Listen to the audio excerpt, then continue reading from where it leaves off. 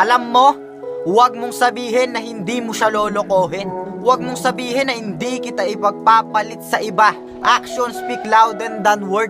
Mas kumbinsido pa rin sa will said yung will done. Sinasabi mo mahal mo siya, tapos sinasabi mo din sa iba. Kayong manluloko, ang sarap nyong lokohin. At kung hindi mo mahal ang isang tao, sabihin mo agad.